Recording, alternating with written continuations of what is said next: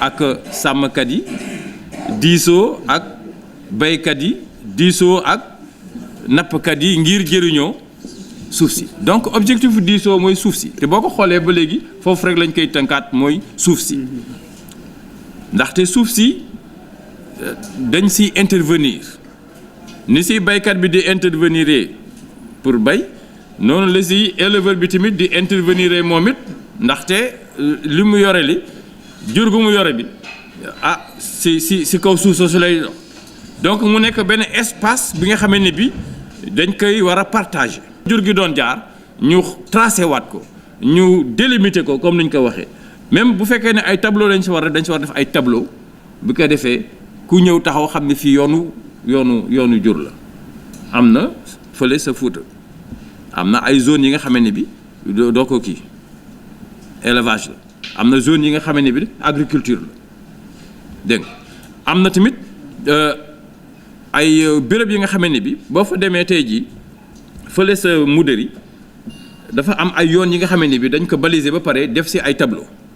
ñu ne fii jur gi rek moo fa war a jaar am na sax yenn espace yi nga xam ne bi dañ koy délibéré ñu ne fii transhumants yi ñoo fay noppalu bu ñu ñëwee foofu mooy seen dalukaayu transhumance lay doon yooyu yëpp day am parce que suuf bu ñu ko dul waxtaanee bu ñu ko planifié wul ku nekk day ñu duggante tool yi di ñëw fu nekk nit di del tool di teg di da ngay dem ba def tool sax si yoonu kii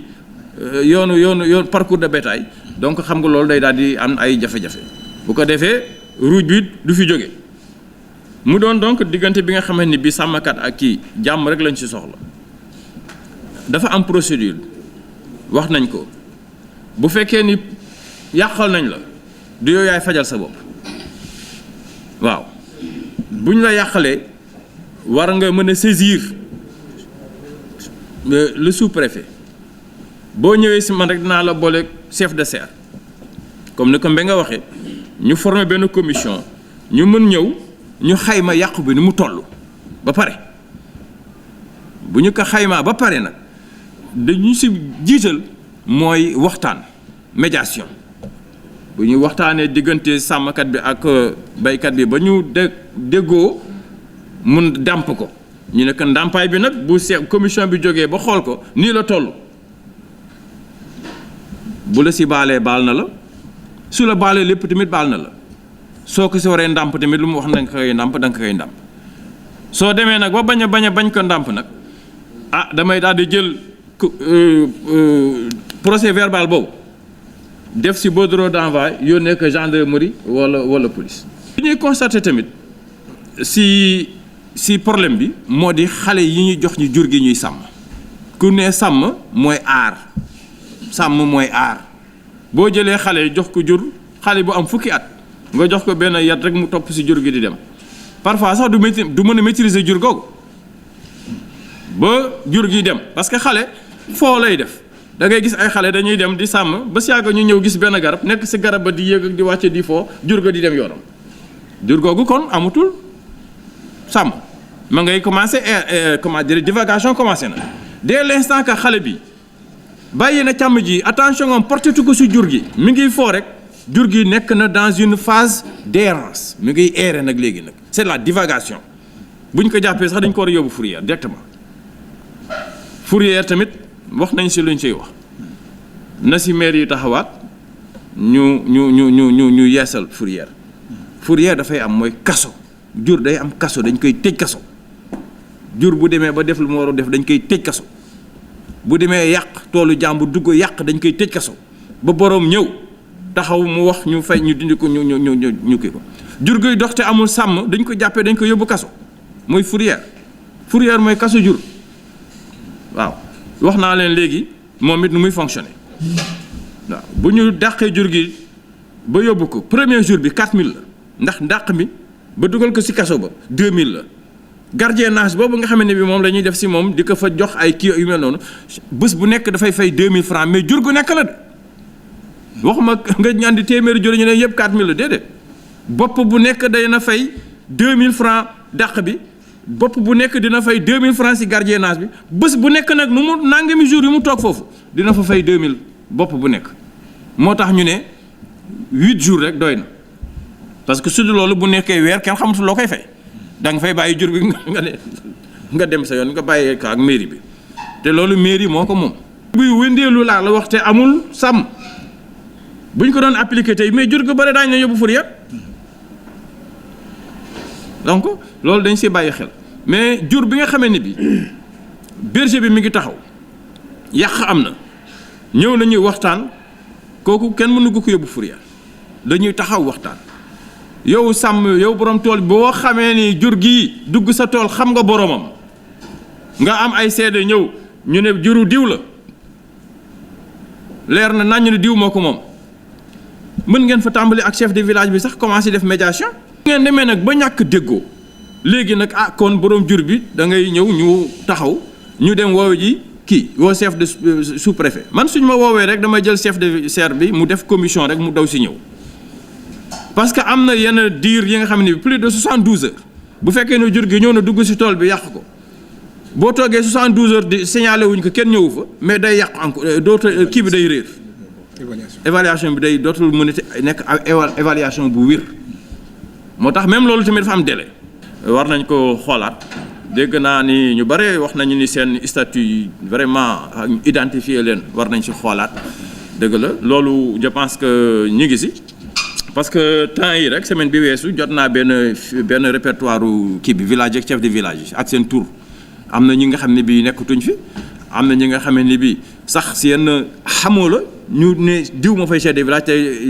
répertoire yu xamagoo ko donc ñu ngi liggéey si liggéey boobu ça veut dire que donc bu ñu ko état bi envoyé ñu ne nañu xoolaat mettre à jour fichier de chef de village c'est parce que ñu ngi seen programme boobu nga xam ne bii moom la ministre Cheikh Kanté ñëwoon fii daaw waxtaan ak yéen je pense que programme boobu justement dañ soo jublu moo tax ñu yónnee ñu fichier bi pour ñu mettre à jour chef de village donc kooku dama leen ko yëgal tamit donc lépp lu si war daañu ko def ndaxte commune bu nekk defoon nañ fi association chef de village kooku yaakaar naa ni si jamonoy président bi fi nekkoon bi la woon dégg nga maam te ñu koy rafetlu tamit donc loolu tamit bu ñu ñëwee tamit bu président bi ñëwee tamit dafa ko continuer liggéey parce que même ñun bu ñuy convoqué dañuy convoqué président association yi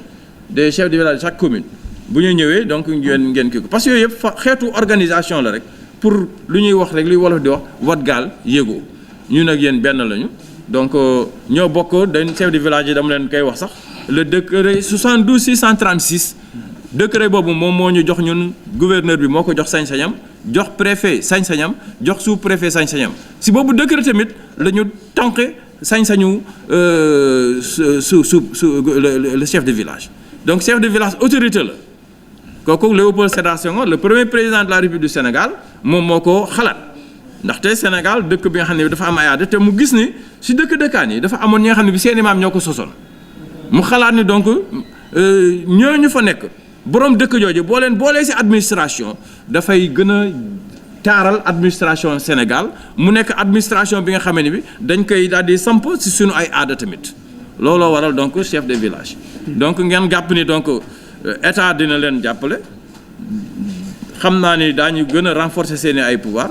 am na lu bari li nga xam ne jotoon nañ ko jàpp li nga xam ne bi moom lañ leen waroon defal xëy na tey jii gars yi ñu ngi xalaat ñoom it si loolu bu soobee yàlla xam naa ni léegi mu sotti bu ko defee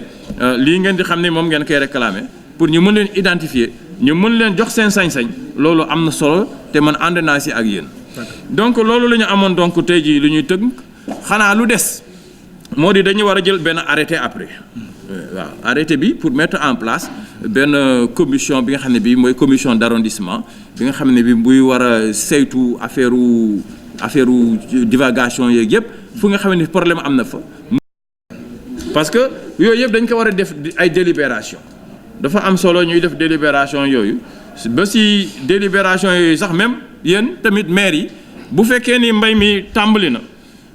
bu demee ba yegg fenn nga xamee ni bii dañu war a góob war ngeen mën jël délibération ngeen ni lu ko dalee fii ba fii bépp ki nga xam ne bi dafa yore jur na téye juram